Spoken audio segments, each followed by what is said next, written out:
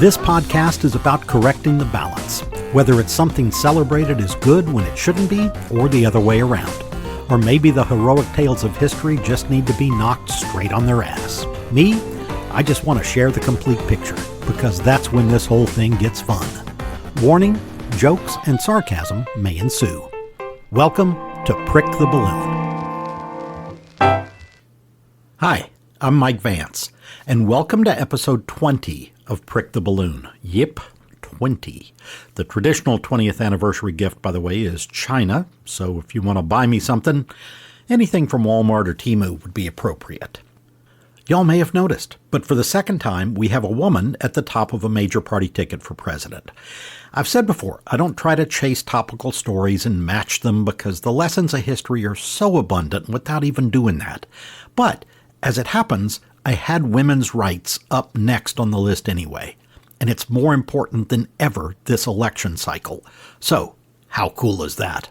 When my daughter was little, she once asked me why women can't be president, and I was forced to explain that they could in theory, but that the power structure in the United States is inherently misogynistic, and though a good deal of that is tied to the basic strictures of Judeo-Muslim Christian religions. Okay, I didn't say any of that last shit. I mean, it's all true, but she was like 6. I still get choked up about that story, as any good father to a daughter should. But the fact is, that's far from always the case.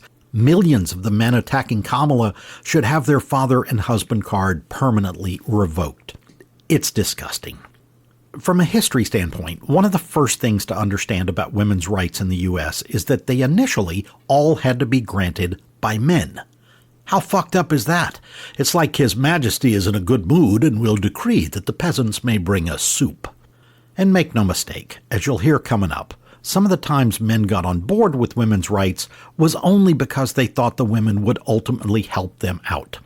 There are examples in some ancient countries like Egypt of women being leaders and having equal rights. I mean, as long as their social class was permitted to have rights at all. But in the U.S., not so much.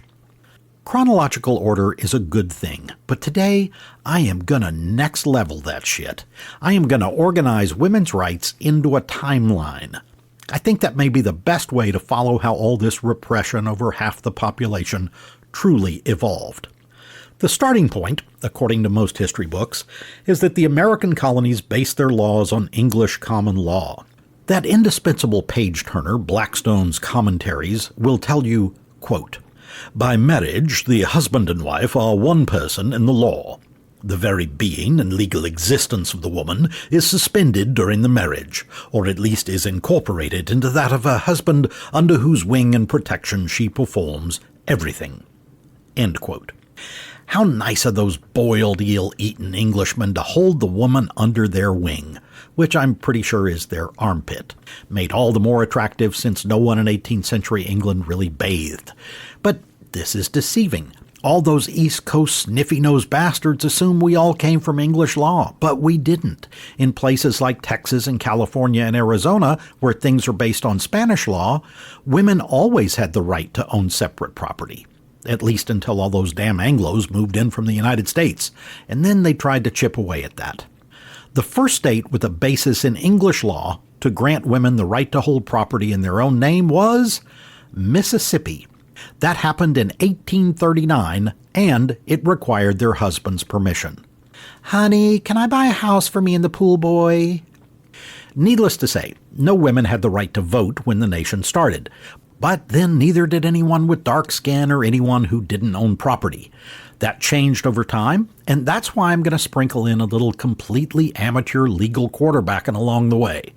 Though my dogs, who are, like me, not lawyers, demanded I repeat that none of us are lawyers. When the Constitution was ratified in 1789 and truly established the United States, they used the terms, quote, persons, end quote, people, end quote, and, quote, electors, end quote. Now that would make rational human beings believe that it allowed the interpretation of those beings to include both men and women. And I'm sure the old boys smoking meerschaum pipes around their inkwells got a big laugh out of that one. Nobody had any intention of letting women vote. In 1848, At Seneca Falls, New York, 300 women and men signed the Declaration of Sentiments, quote, a plea for the end of discrimination against women in all spheres of society, end quote. The convention where this happened was organized by Elizabeth Cady Stanton. And I can't go without mentioning that Elizabeth Cady Stanton had this really unfortunate hairdo with tight linear curls that looked like somebody made a hat out of those tiny ears of corn at the Chinese buffet.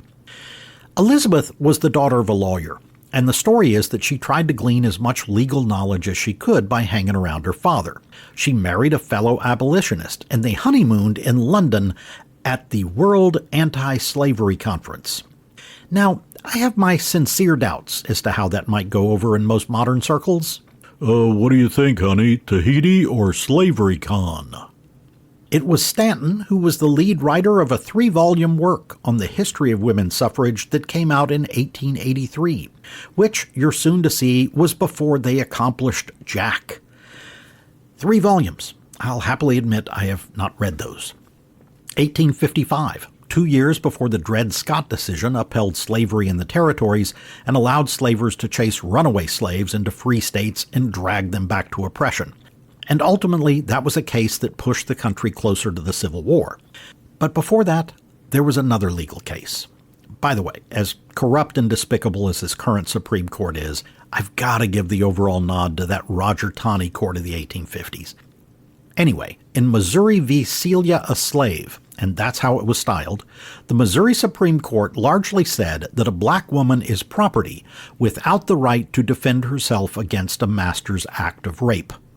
This one bears telling the story. The alleged master in question was named Robert Newsom, and he had moved with his wife and kids from Virginia to Missouri. After his wife died, old Bobby went to a slave sale and bought a 14-year-old girl named Celia. He started raping her almost immediately, before he even got her back to the plantation. When they got home, he had a cabin built where she would live alone apart from the other people he enslaved, and it was just 50 feet from the big house. He proceeded to come rape Celia whenever he wanted to for the next 5 years. She bore 2 of his children. What changed was that in 1855, Celia started a relationship with another enslaved man on the plantation, a guy named George. George got her pregnant, but then George got mad at Celia because the master continued to come down and rape her. He told her that if she didn't, quote, quit the old man, end quote, he would have nothing to do with her. Celia begged with Massa Bobby to leave her alone, but he showed up that night anyway, and that's when Celia hit him in the head with a stick twice and killed him. Here's where it gets a mite weird. Celia then dismembered Robert Newsom. She used rocks to bust up his smaller bones into powder and tossed the bigger bones underneath her cabin, and she burned everything she could in the fireplace. Then she promised a handful of walnuts to Newsom's grandson if he would help her haul away the ashes from her fire. After that, Celia went back to work as if nothing had happened. The family started searching for old man Bobby, and eventually they came to the slave cabins, where George told them, "You need to go look at Celia." The interrogation eventually made her confess, though she continued to say all along she was just trying to stop him from raping her while she was sick and pregnant.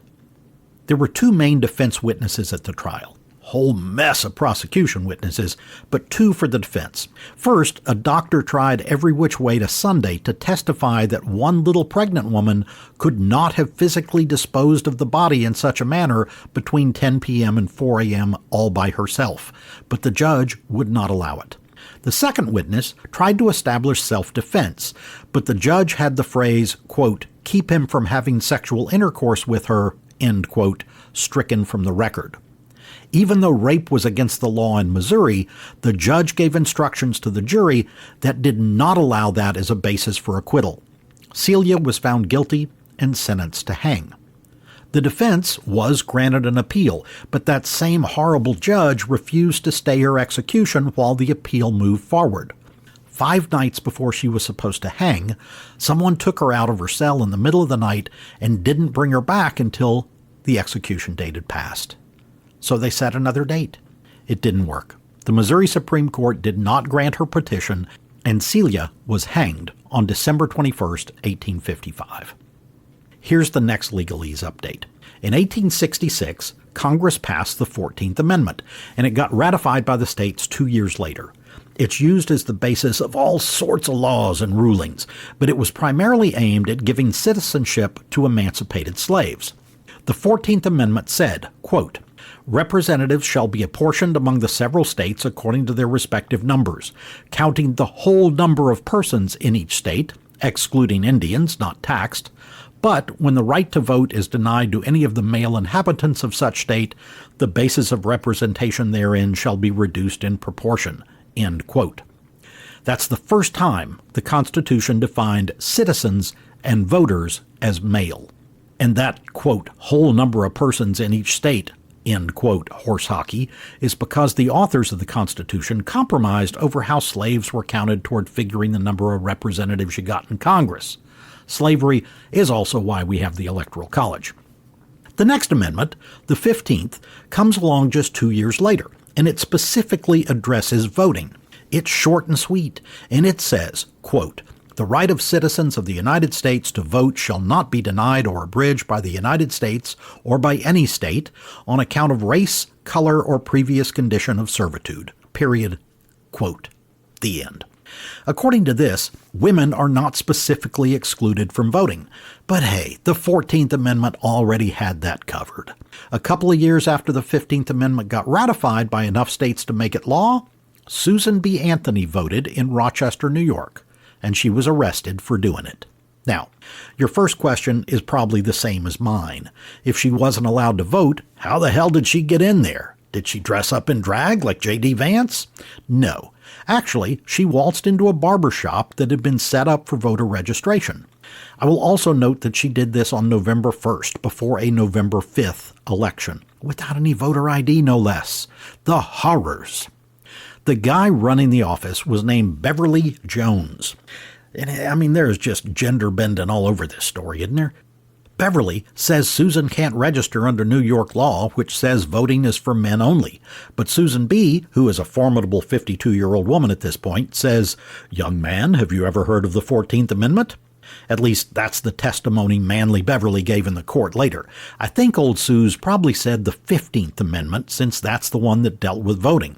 And when she tossed that out there, which as we just discussed did not mention gender, the election supervisor, who was thankfully named Max, let her register. And it was Bev and Max who accepted her ballot 4 days later. The Popo nabbed Susie a couple of weeks after that, and she had a rather long trial in which she was found guilty and fined $100. She refused to pay. The Orange Goon, who was a mere teenager in 1872, called it massive voter fraud. By the time Susan B. fell into that shit, there had already been a female candidate for office, even though she couldn't vote for herself. I mean, the Orange Goon is running, and he's a convicted felon and can't vote for himself in Florida either, so why not? In 1870, Victoria Woodhull was the first woman to run for president. Well, Vicky, my dog can announce that she's running for president, and in fact she did in 2012, though no one took her seriously. Subsequently, I was out $85 in bumper stickers and only found out later that the dog didn't have a car or thumbs to peel off the vinyl backing. What a cluster that turned out to be. Anyway, back to Susan B. Anthony. She was a Quaker, by the way, and that's where she got all these fancy-ass notions of gender equality. She was also an abolitionist who campaigned to end slavery. She learned all of that by observing her father, also a Quaker. Susan B. lobbied Congress for decades about the right to vote. She must not have been very good at it, but you admire her for keeping after it. Here's a quote from Susan B. Anthony in 1873, about the same time she was on trial for voting. Quote, "It was we the people, not we the white male citizens, nor yet we the male citizens, but we the whole people who formed the Union. And we formed it not to give the blessings of liberty, but to secure them, not to the half of ourselves and the half of our posterity, but to the whole people, women as well as men. It is a downright mockery to talk to women of their enjoyment of the blessings of liberty while they are denied the use of the only means of securing them provided by this democratic Republican government, the ballot." End quote. I mean, that's a great soundbite, right? But here's an ugly little truth about Susan B. Anthony and Elizabeth Cady Stanton. They opposed the 15th Amendment, giving black men the right to vote, because it didn't include women. They wanted all or nothing.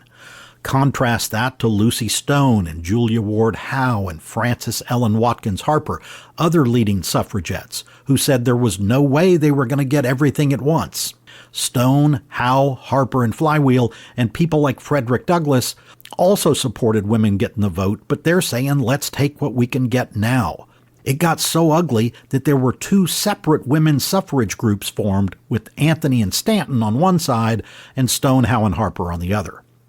Lucy Stone, like Anthony, was first an abolitionist who grew up in Massachusetts. In fact, she worked for William Lloyd Garrison, the most famous American abolitionist of them all.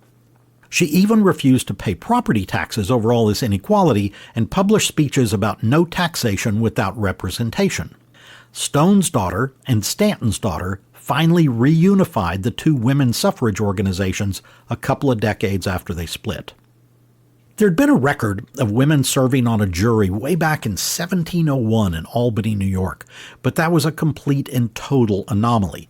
When you look for real progress, the place to start is Wyoming. In 1869, the first women's suffrage law in the U.S. was passed in Wyoming Territory. It wouldn't even become a state until 1890, for crying out loud. And a year later, the first sexually integrated grand jury heard cases in Cheyenne.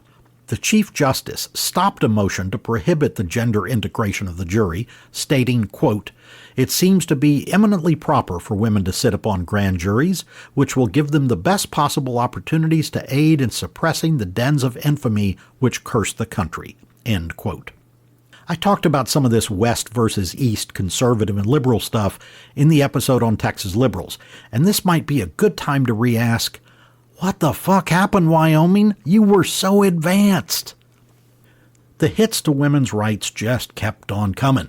Most women, of course, by the tens of millions, just accepted the role that men had lined out for them, but not all of them.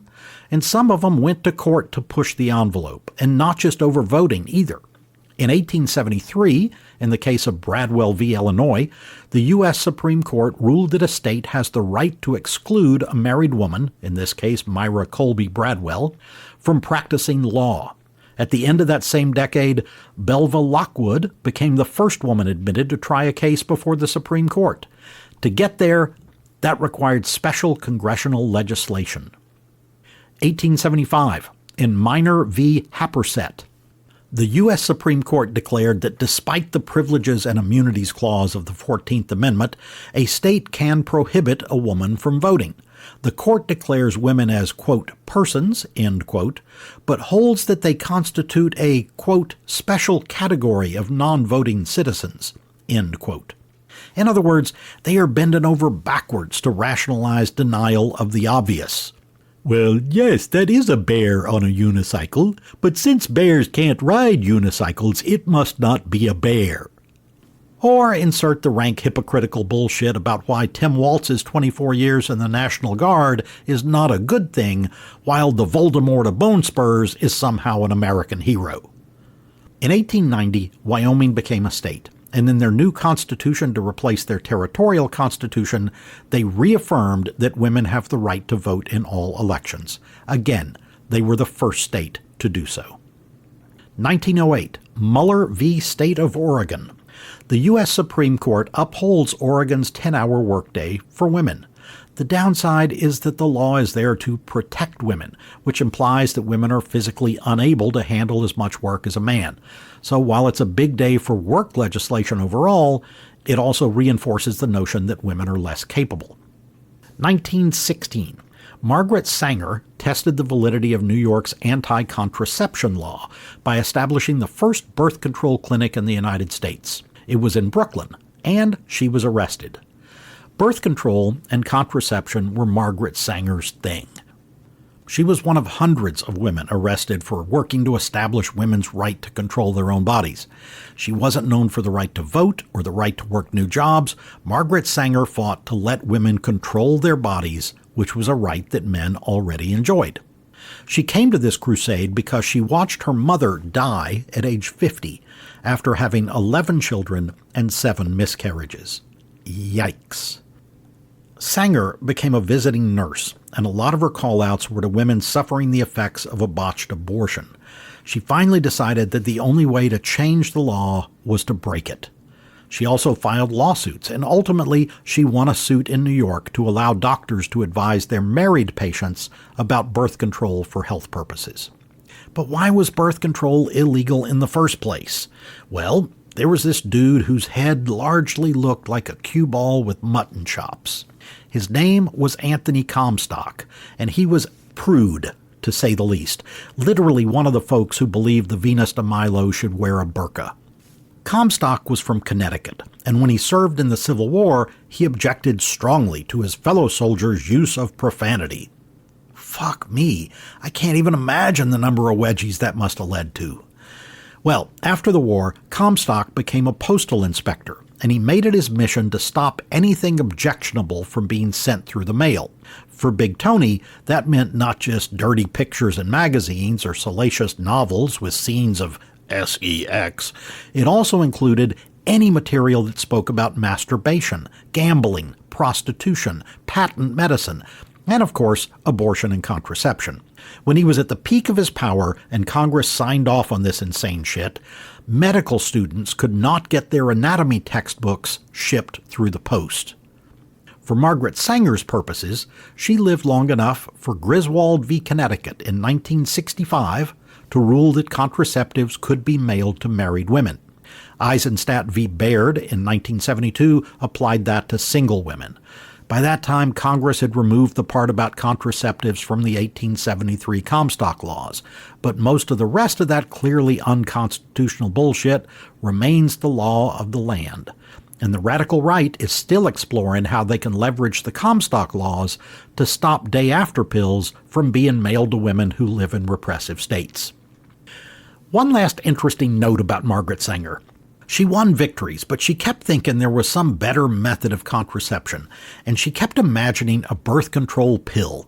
Finally, in 1960, the first pill came on the market.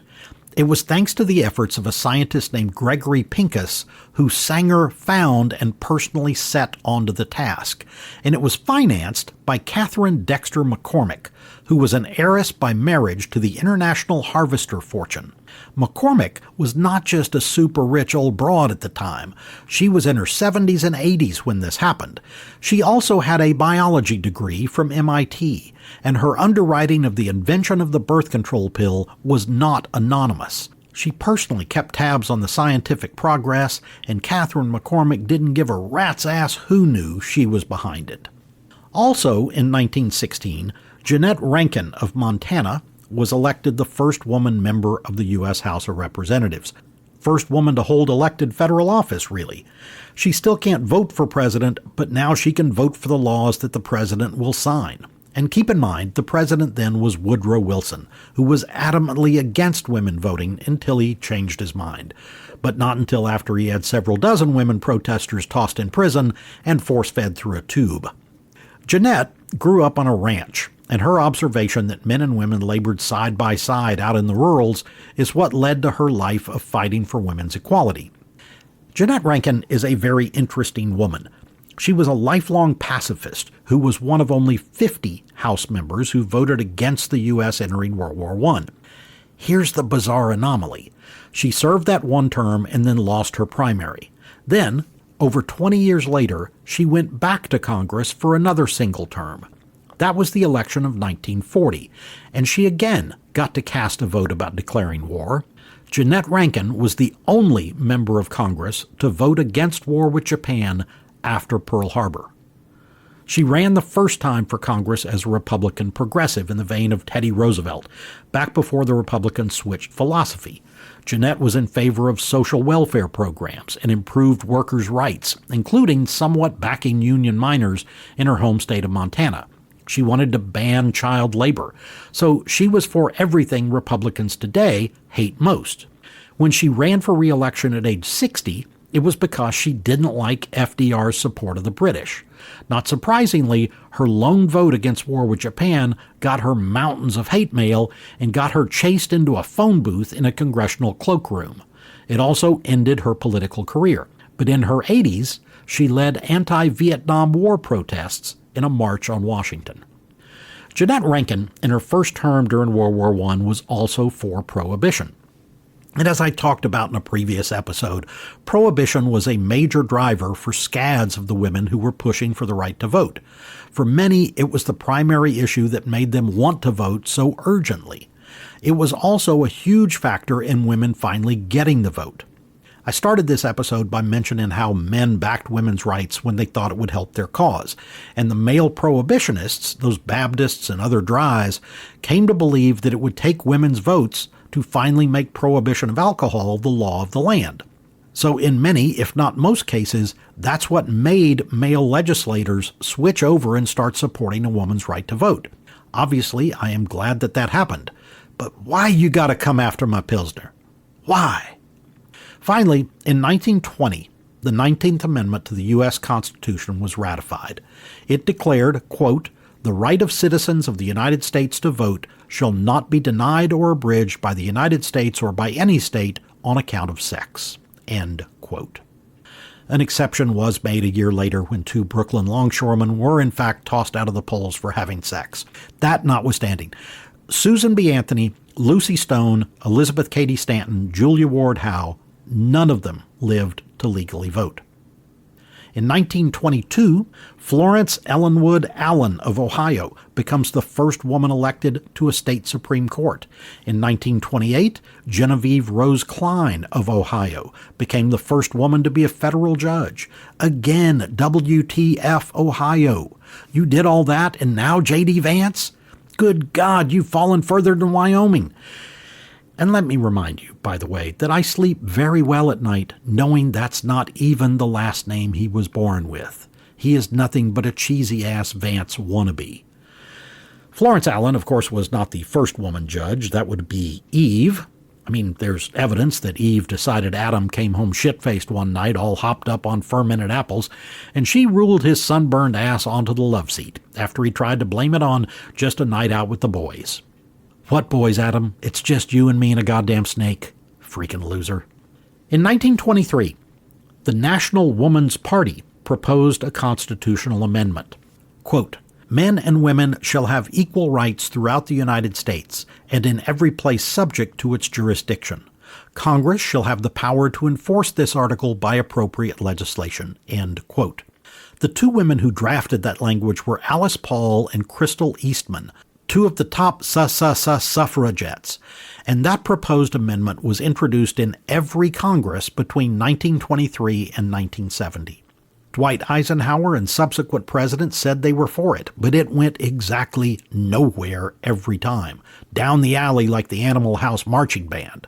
And part of that was because of Emanuel Seller, who had been in Congress since roughly the Lincoln administration, and as chair of the House Judiciary Committee, he refused to give the ERA a hearing for 30 straight years. We'll get back to Manny Seller in a bit. When FDR took over for that slimy Hoover in 1933, he appointed the first woman cabinet secretary. Frances Perkins became Secretary of Labor. But it's a mixed bag under Roosevelt. His National Industrial Recovery Act forbid more than one family member from holding a government job, which cost lots of women their gainful employment.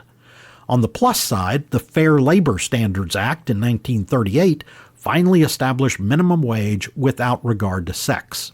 Prior to that, states with minimum wage, which was far from all of them, could set the number differently for men and women. Bunches of states didn't allow women on juries even after World War II. But in 1947, Fay v. New York went before the U.S. Supreme Court, and it said women were equally qualified with men to serve on juries, but they were granted an exemption to not serve if they wanted. Because, women got shit to do. The separate treatment got upheld as late as 1961, when the U.S. Supreme Court backed a law in Florida that made it far less likely for women than men to be called on the grounds that a, quote, woman is still regarded as the center of home and family life, end quote. So who was the last state to allow women to serve on juries? I'll give you one guess. Mississippi. That happened in 1968. It was the 1960s when women finally started to get some wins in the court system. And I got to remind you that American blacks started getting wins in the court system in the 40s, with ending all-white primaries and granting equal pay for teachers regardless of race. But women still weren't doing a lot of winning at that point. So let's get rapid and run through some stuff. 1963. The Equal Pay Act promised equitable wages for the same work regardless of race, color, religion, national origin, or sex of the worker.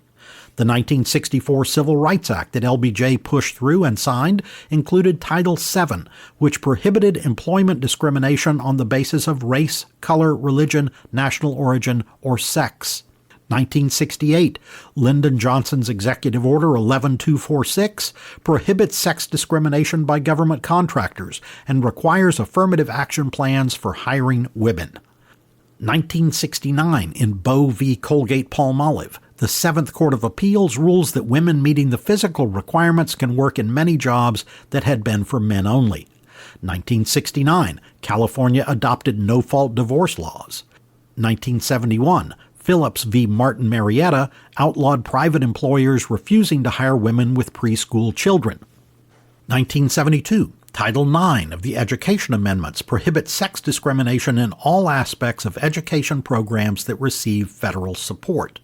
In 1997, elaborating on Title IX, the Supreme Court said that college athletics programs must actively involve roughly equal numbers of men and women to qualify for that federal money. As proof of what works, U.S. women won considerably more medals at the Olympics that just ended than U.S. men did. 1973, Pittsburgh Press v. Pittsburgh Commission on Human Relations. The U.S. Supreme Court banned sex-specific help wanted ads as a violation of Title VII of the Civil Rights Act of '64. Before that, you could go through old classified ads and find a shit ton of stuff looking for a man to do construction work or a woman to do housework. I don't think it solved any real problems beyond changing the way the ads were worded. Now, I don't want to make this episode about abortion. That's its own topic. It's its own episode. It's a fundamental women's right, though, and we can't totally ignore it either. 1973 was the year of Roe v. Wade and Doe v. Bolton. The U.S. Supreme Court declared that the Constitution protects a woman's right to terminate an early pregnancy. There have been a whole passel of cases clarifying the legality of Roe v. Wade over the next 50 years. And then, bam! 2022, Dobbs v. Jackson Women's Health Organization. The Supreme Court overrules both Roe v. Wade and Planned Parenthood versus Casey and 20 bazillion other cases that suddenly they say the Constitution of the United States does not confer any right to abortion, which was based on a right to privacy and to control one's own private body. This returns abortion regulation to the states, some of which are unfortunately named Mississippi, Alabama, and Oklahoma. In 1974, housing discrimination on the basis of sex and credit discrimination against women are both outlawed by Congress. Also 1974, Cleveland Board of Education v. LaFleur makes it illegal to force pregnant women to take maternity leave if they can still work. Keep in mind, at most places, maternity leave was unpaid. 1976, General Electric v. Gilbert. The Supreme Court upholds a woman's right to unemployment benefits during the last 3 months of pregnancy. And here's a little reverse one that I've got to admit I totally forgot about. 1976, Craig v. Boren. The U.S. Supreme Court declares unconstitutional a state law permitting 18 to 20-year-old females to drink beer while denying the rights to men of the same age. Thankfully, glug glug, Texas was not one of those states. 1978, the Pregnancy Discrimination Act bans employment discrimination against pregnant women. 1981, the U.S. Supreme Court rules that excluding women from the draft is constitutional. Contrary to popular belief, that is not when J.D. Vance started dressing in drag. Also in 1981, Kirchberg v. Feenstra overturned state laws designating a husband, quote, head and master, end quote, with unilateral control of property owned jointly with his wife. The same year, Reagan appoints Sandra Day O'Connor as the first woman on the Supreme Court. Ketanji Brown Jackson was the sixth, and in between, you had Ginsburg, Kagan, Sotomayor, and Coney Barrett. That is not counting Abe Fortas, who, by the way, wore a push-up bra under his black robes. Little known fact. 1984, Roberts v. USJCs bans sex discrimination in membership policies of organizations. Before that, all kinds of organizations like the JCs, Kiwanis, Rotary, Lions Club were open to men only if that's what the chapter chose. And that is far from the end of things on that subject, by the way. There are still to this day private male-only clubs. Augusta, the Masters, the golf club there, for example, did not admit its first female members until 2012, when they allowed 2. One of them was Condoleezza Rice. In other words, don't y'all get your hopes up. Also in 1984, the state of Mississippi ratified the 19th Amendment granting women the vote. No, you didn't mishear that. Women had been voting in Mississippi, but the state claimed it took them 64 years to finish reading the 39 words. I've done stand-up in Mississippi. I believe them. 1993, Harris v. Forklift Systems, Inc. The U.S. Supreme Court rules that victims did not need to show that she suffered physical or serious psychological injury as a result of sexual harassment in order to collect. Wow. Harassment at a forklift company. Knock me over with a feather. Lift her back end up, Bob. Beep, beep, beep. 1993 also was the Family and Medical Leave Act. 1994, the Violence Against Women Act passed and was signed by Bill Clinton. The act, quote, funds services for victims of rape and domestic violence, allows women to seek civil rights remedies for gender-related crimes, provides training to increase police and court officials' sensitivity, and establishes a national 24-hour hotline for battered women. End quote. It's been expanded and reauthorized 3 times. 1996, U.S. v. Virginia ended male-only admissions at Virginia Military Institute, which allowed women to be hazed and have their hair buzz cut by Timothy Hutton. 2000, U.S. v. Morrison. The U.S. Supreme Court invalidates those portions of the Violence Against Women Act that permit victims of rape and domestic violence to sue their attackers in federal court. Specifically, this case was from a woman who alleged that 2 Virginia Tech football players, Antonio Morrison and James Crawford, raped her. The school found Morrison guilty of sexual assault twice and suspended him for 2 semesters. They did not find Crawford guilty. When he went back for the 3rd time, Morrison's punishment was overturned as, quote, excessive, end quote. Now, he supposedly raped someone and got just 2 semesters off school. The woman, meanwhile, dropped out of college and sued both players plus Virginia Tech.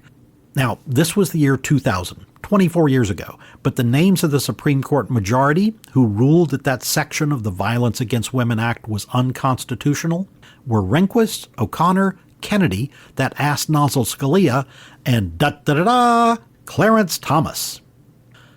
2005, Jackson v. Birmingham Board of Education. The Supreme Court rules that Title IX prohibits punishing someone for complaining about sex-based discrimination. 2007, Nancy Pelosi becomes the first female Speaker of the House. 2009, the Lilly Ledbetter Fair Pay Restoration Act allows victims of pay discrimination, who are almost always women, to file a complaint with the government against their employer within 180 days of their last paycheck. 2013, the ban against women in military combat positions is removed. Women with a doctor's note for bone spurs may still be exempt.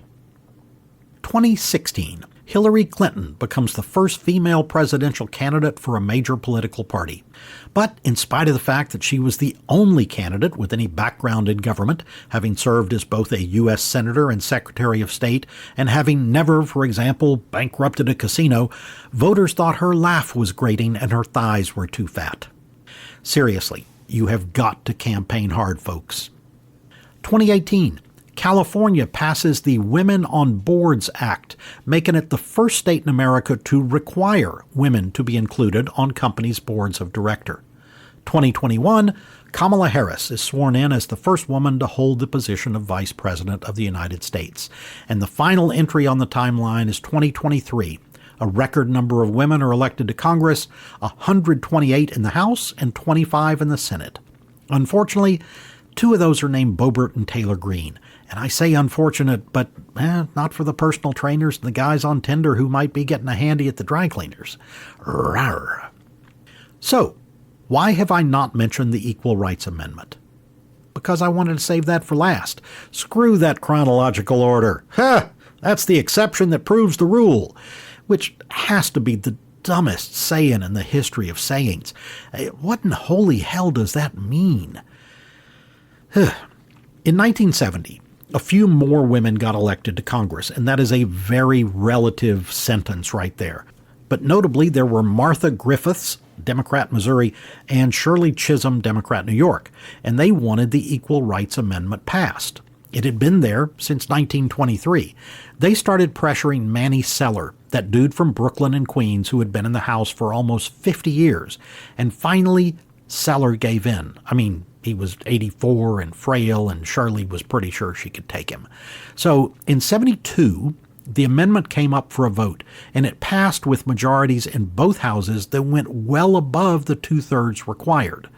Now, that was a very democratically controlled Congress, but tons of Republicans were on board with this. The text had changed since 1923, which was, coincidentally, the year Manny Seller first got to Congress. No shit. I'm not implying that he had any power back then, but I am not making that up.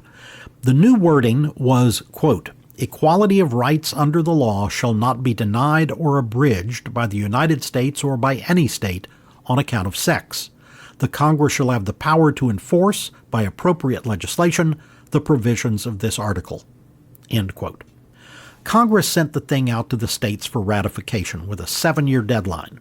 The ERA needed 38 states to ratify it to become law, and within a year they had 30. But then shit came to a freaking halt. This was the time of Jerry Falwell and the religious right, which was started to fight integration, by the way, no matter how much they claim it was abortion. And the religious loons launched a campaign to, quote, "stop the amendment in its tracks," end quote. You'll also remember that dried-up shrew Phyllis Schlafly from episode 11. She was touring the country screaming that the ERA would lead to, quote, "gender-neutral bathrooms, same-sex marriage, women in military combat," end quote. Not to mention, it would be the end of the joys of housework and being gifted Gucci bags. All of this worked. At least, it worked on one of the parties. Now, knowing how the parties have changed over the years, you can probably see where this is going from a mile away. The Republicans had been the first party to endorse the ERA way back in 1940, but when the religious nitwits and Phyllis Schlafly started taking their scare tactics and hatred out there, the ERA was doomed.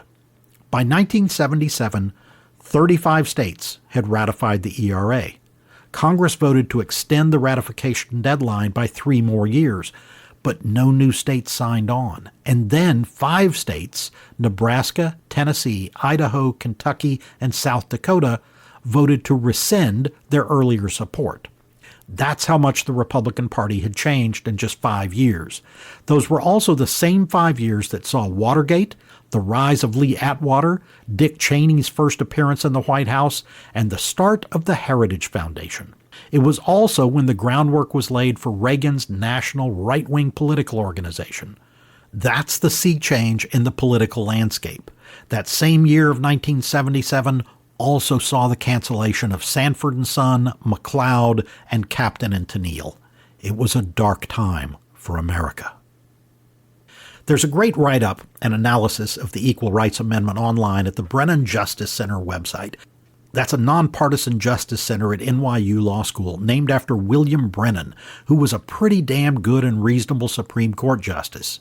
He was a supporter of women's rights and voting rights, and he said that the court needed to consider things as, quote, 20th century Americans, end quote, as opposed to these slimy-ass turds like Scalia and Alito and Thomas, who consider things as 15th century Spaniards. My favorite thing about Bill Brennan was that he's one of the people Eisenhower referred to when they asked for Ike's assessment of his presidency, and he said, "I made 2 mistakes, and both of them are sitting on the Supreme Court." So, the Brennan Center has all this analysis, and you ask, why the hell would any of that matter 44 years after the ERA was dead? Well, because it's undead. It's the Peter freaking Boyle of amendments. Putting on the red! In 2017, Nevada became the first state to ratify the measure since 1977. That's 40 years, in case you're having trouble with the math. A key ERA champion there, State Senator Pat Spearman, who was a woman who is both an Army veteran and an Episcopal minister, explained, quote, "This is the right thing to do. It's the right time to do it. So we just ought to do it," end quote. Great sentiment, though it's hardly the Gettysburg Address there, is it, Pat? 2018, the legislature in Illinois ratified it. Quote, "This is our generation's chance to correct a long-standing wrong," end quote. That was from Illinois State Representative Stephen Anderson, a Republican who helped shepherd the measure through. By the way, just to make sure you know he's still a Republican, Representative Anderson spells his name with an SS. Then in 2020, Democrats took control of both houses in the Virginia General Assembly for the first time in years. They even elected a woman Speaker of the House, and they ratified the ERA. They got a third of the Republicans in the state Senate to vote for it. Now, the Constitution says that amendments take effect when 3/4 of the states ratify them, putting the current threshold at 38 states. Virginia was the 38th state to ratify the ERA since Congress proposed it in 1972. Technically, that carried the ERA over the threshold and plopped it on the stained hotel bedspread of legal bliss. But what about the deadline that Congress set way back when Nixon was almost honest? To be fair, a whole lot of what the ERA was trying to accomplish has already been achieved through court cases that I lined out several minutes ago. Lots of that is thanks to Ruth Bader Ginsburg, by the way, back when she was the founder of the ACLU Women's Rights Project and before she made it to the Supreme Court. The keystone of all that winning in the 60s and 70s and 80s was the Equal Protection Clause of the 14th Amendment. So why, you may wonder, did the ERA rise from the dead? Well, there are more and more women being elected to public office, and they want a truly level playing field. And no, nothing is ever truly perfectly level except that new stair tread I installed. I nailed that bastard. But with everything else, you keep moving in the direction of perfection. Not going back. If the glove don't fit, you must acquit. And even though the Supreme Court in the past granted successes, you look at the criminal bribery the radical right is handing out to Thomas and Alito, and the weird God knows what kind of shit that's running through Neil Gorsuch's pea brain, and you know that until it's an ironclad amendment, no one's rights are safe. No one's. But what the hell? Isn't there some hardcore expiration date on this, like Vicks VapoRub and bad cheese? Or, if there's mold on the amendment, can we just cut that part off and still eat it? Well, bottom line, nobody really knows. Here's what the Brennan Justice Center had to say 4 years ago. Quote, "First, can Congress act now, 50 years after first proposing the ERA, to waive the lapsed deadline? ERA supporters have long argued that just as Congress had the power to set a deadline, they have the power to lift one.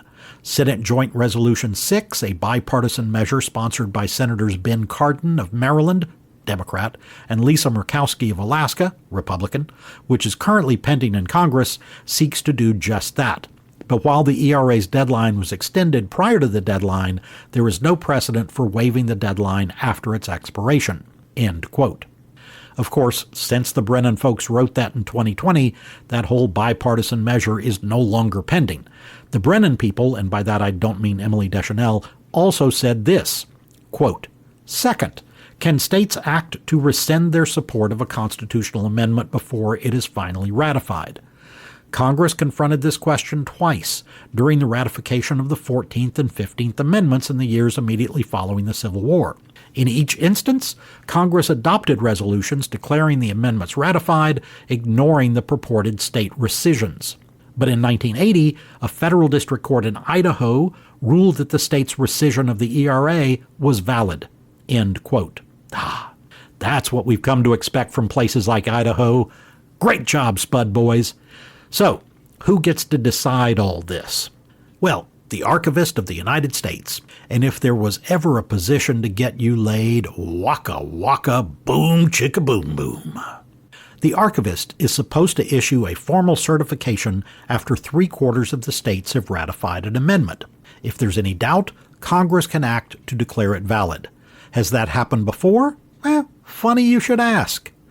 The 27th Amendment, which was officially adopted in 1992, had been proposed by James Madison. Yeah, James Madison. It lingered for 203 years. That's the one that says any pay increase for Congress doesn't take effect until the next Congress. And it took 203 years because the Founding Fathers were waiting for Strom Thurmond to die. Actually, the original amendment proposed by Madison in 1789 got 7 states to ratify it. Then there was a gap of 80 years when Ohio signed on, and another 100 years when Wyoming okayed it. And this, right here, is the greatest story of democracy you are going to hear this month. An undergrad at the University of Texas, Hook 'em, Texas fight, a dude named Greg Watson, wrote a paper in 1982 arguing that the Congressional Pay Amendment was still live and might still be ratified. His TA gave him a C. His professor refused to overturn the grade, so Watson set out to get the amendment ratified in real life. Full disclosure, I'm pretty sure I saw this guy at Uncle Stanley's on Dobie Mall on Dollar Picture Night. Old Milwaukee, thank you very much. Well, Watson knocked in $6,000 of his own money and started trying to make this happen. In 1983, Maine signed on. Then Colorado, South Dakota, New Hampshire, and Arizona.